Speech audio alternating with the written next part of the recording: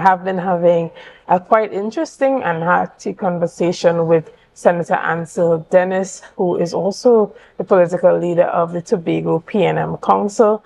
And this morning we chatted a bit about that PNM screening, where we see the two PNM representatives that are already in the Parliament, the Honourable Shamfa Cudjoe-Lewis, as well as the Honourable Ayanna Webster-Roy, are returning as the two prospective candidates for the PNM in Tobago East and West.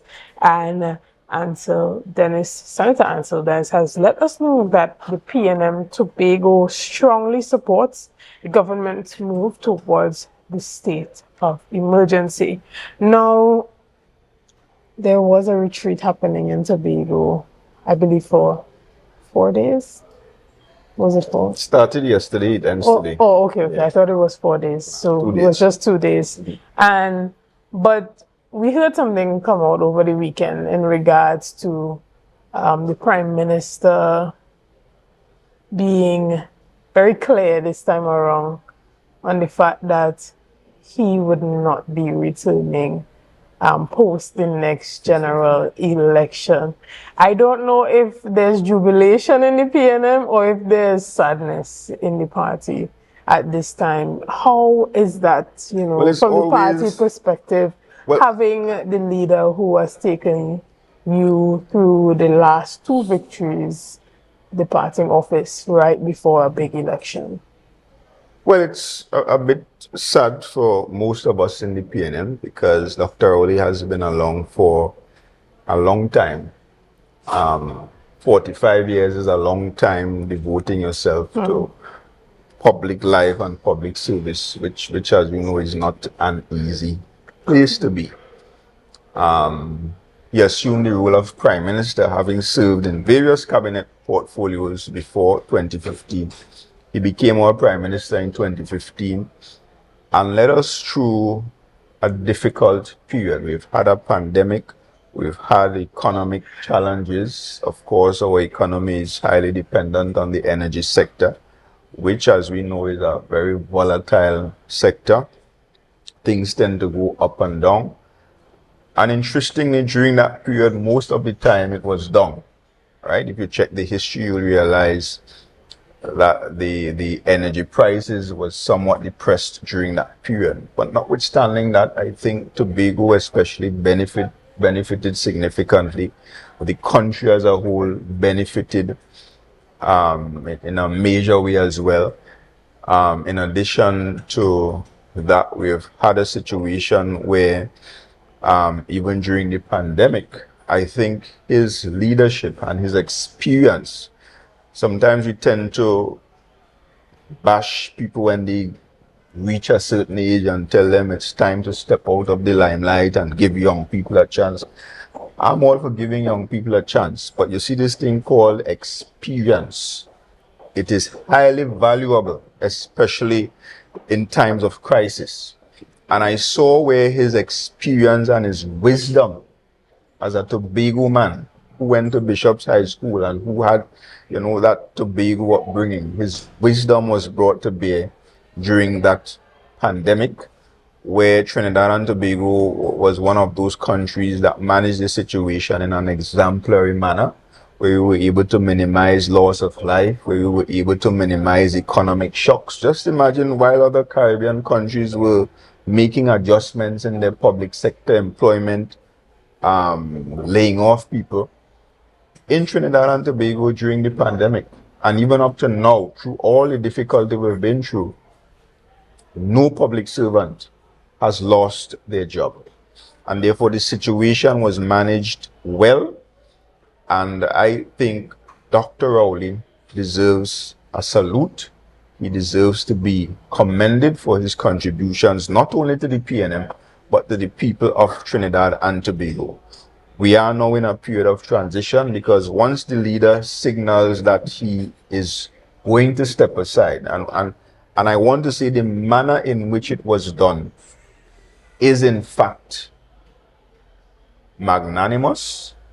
And the reason I say this is because for the first time, not only in the history of the PNM, But in the history of the politics of Trinidad and Tobago at that level, somebody stepping aside when they don't necessarily have to step aside. We've had people coming out of the office of Prime Minister by death. Unfortunately, Dr. Eric Williams, the founder of the PNM, died in office. We've had people leaving office because they were voted out. They lost an election and then the party decided, well, you have to go as political leader. But for the first time, we're having a very interesting development where a prime minister who won 2 elections and who continues to lead this country on a path towards progress and development has decided that it is time for me to step aside and allow a transition to take place so that a new leader can emerge. And I think that demands the greatest level of commendations. Well, the thing that a lot of persons want to know, particularly nationally, who is going to succeed Dr. Rowley? There are speculations that it might be Stuart Young, who kind of posits himself as being the Prime Minister's right-hand man right now. There are conversations and you hear little murmurings in the society, but you also hear through the grapevine that it might be Colin Imbert. But then there's Penelope Beckles, who a lot of persons felt like for a long time was positioned in regards to her experience, her likability on all fronts, and, you know, her being a woman, bringing something different to the PNM in another general election. So, but personally for you, what can you say to us? You know, what is the feeling like within the party of who might be coming next, or who has put themselves up? It is an exciting time. Some people are worried about the period and the change and all of that, and who will replace Dr. Rowley, because Dr. Rowley brought a certain level of stature. Or are they looking for another Tobagonian to succeed? You never know. Are you willing to go and do the work yourself? Not interested. I could tell you who is not interested, and that is Ancil Dennis, right? But the good thing about it, and again, this is another trait about Dr. Rowley that I respect and admire, is that his intention, because he said this publicly, was to leave after 1 term, right? He has never demonstrated any traits to suggest that he's hungry for power, or that he's about self, or that he's about party. He was always concerned with the country's interests, and therefore his intention initially was to serve 1 term and allow somebody else to emerge. Unfortunately, in 2020, we were in a pandemic. The young people in the cabinet were not only were they not as experienced as him, but they were quite inexperienced, having served just 1 term in government. So he decided that, look, we're in a pandemic. The team that I have here are still pretty much, most of them are young, there's 5 years experience in government, etc. And therefore he felt that that was not the appropriate time. And therefore he stayed another term, but he did indicate publicly that this term would have been his last term. And therefore, over that time, a number of young cabinet members were mentored, they were coached, I'm sure, they were advised, they were able to benefit from his experience, they were able to grow, and they were able to develop. And therefore, not only do we have a situation where you have people there who can responsibly manage the country as a cabinet going forward, but there are some of them there as well who will be quite capable based on the experience that they have benefited from over the last 9 years and beyond. They are quite capable individuals who can continue to lead the country and to lead the party coming out of this transitionary period. So I do not know at this point in time who will emerge, but I can tell you that whoever emerges based on what is available, based on the available pool, will be far superior to Kamla Prasad Bisesa and anybody else that could be put forward by any other political party for leadership of this country. And I can give that assurance to the people of Trinidad and Tobago without fear of any contradiction. And how do you respond to the comments of the Chief Secretary as he commented on the legacy of Dr. Rowley as he demits office, being one centered around the fact that even as a Tobagonian, he still was unable to deliver that Tobago autonomy to Tobago? Well, the commentary of the Chief Secretary can be described as one, foolish, and secondly, just political. Right? He does not know how to be magnanimous. He does not know how to be gracious, and that is unfortunate because you will expect that as a leader, you should at least know what time it is. Now, I'm not even going to waste time comparing the legacy of the two men because I think it is one is Asia and one is Little Tobago, the continent of Asia. So I will not even try to make any comparisons. Dr. Rowley's record in public life speaks for itself, and Farley's record, though it has been a short period, speaks for itself as well in totally opposite ways. So I will not waste time to compare, more than to say that Dr. Rowley has distinguished himself as a sincere, honest, decent, respectable, and capable public servant of the people over the last 45 years, especially in his last 9 years as Prime Minister of the Republic of Trinidad and Tobago. And are you hoping that even with someone having to succeed Dr. Rowley and an internal election being needed within the PNM, that this is going to be done in an amicable way that does not disrupt the party's functioning before a major election, because we know internal elections tend to fracture party relationships? Yes. And we have that experience in the PNM. And as a responsible organization, as a disciplined organization, of course, we have our structure and we are going to operate responsibly. That is the most I will say at this point. We are going to operate responsibly, placing the interests of the country first, followed way behind by the interests of the party, and followed even further behind by personal ambition and personal interests. That is how we will operate during this period.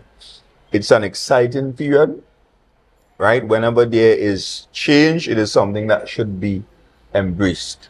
And at this point in time, we are going to ensure that we will operate in a way that will honor the legacy of Dr. Kieth Christopher Rowley. And even as we wrap up our discussions this morning, how are you feeling personally moving forward into a general election where you have to lead the Tobago PNM Council? You have two representatives, the representative for Tobago East, Tobago West. After having lost a major THA election, how are you posturing yourself to lead the team? Well, I am quite confident. I'm confident in my ability and my judgment and the little experience that I have as a leader. I mean, I'm still young in politics, but I have the support. What's up? You good? But I have the support and the advice of very experienced and respectable persons who still make themselves available to me and the People's National Movement. So I embrace the future with hope, with excitement, with expectation that whatever is done in this year will redound to the benefit of the people of Trinidad and Tobago, and specifically to the people of Tobago when we get to our Tobago House of Assembly election. I am very confident that the people of Tobago will make the right choice on both occasions. Understood. Well, again, we want to thank you so much for taking the time out to come here on Tobago Updates on Good Morning Tobago and spend some time with us, specifically after you have chosen your two candidates for the upcoming general election.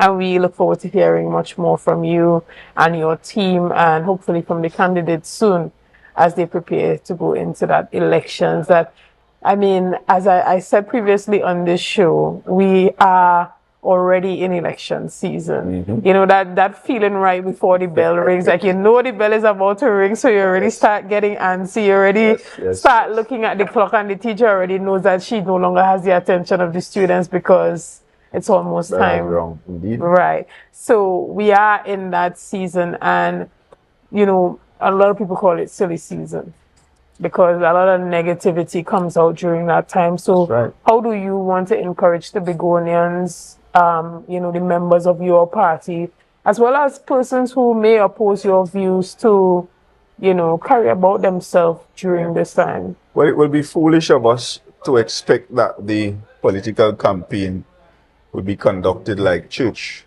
right? That is not our culture. It is not the reality of the situation, but I will still encourage people to try to be as civil as possible and respectable, because at the end of the day, all of us have to live in this Tobago. Unfortunately, I think the last 3 years has been mad. The last 3 years of governance, that is, has been marred by a lot of vindictiveness, by a lot of political persecution, that has resulted in Tobago's overall interests suffering. I operate on the premise that, look, all of us are Tobagonians, and therefore it does not make sense that even if you win an election, that you get into office and you bust everybody through that is PNM, or you sideline every business person that did business under the PNM. All you are going to do is damage Tobago, and that is exactly what has been done. Everybody that born in Tobago, whether you support the TPP, the PNM, or whichever political organization you choose to support, you have a right to exist in Tobago. You have a right to access every single opportunity available to all Tobagonians, notwithstanding your political affiliations. And I will hope that we will conduct ourselves, even during the silly season, that we will not do too many silly things, and that at the end of the day, we will be responsible enough as the electorate to separate facts from fiction. And I want to say this: anybody could mount a political platform and say anything, but it is what can be supported by facts. And I want to say that on the PNM's side of the campaign, any allegation that we will make, because we will be making several allegations on the conduct of this administration and some of the individuals. And I want to say to the people of Tobago that every allegation will be supported by facts, whether in the form of documents, pictures, or whatever. We will not be making spurious allegations. We will be coming with the facts to support it. And the people of Tobago must decide how are they going to receive the information. And I'm suggesting that they should only accept things that can be supported by facts. All right. We want to thank you again so much for being here this morning, guys. We want to thank you so much for being a part of the conversation. Thank you for your likes, your shares, and your comments, and all that you have been doing to make Tobago Updates the #1 broadcaster here on the island of Tobago. Again, I am Shenell Felix, and have a great day. Thank you.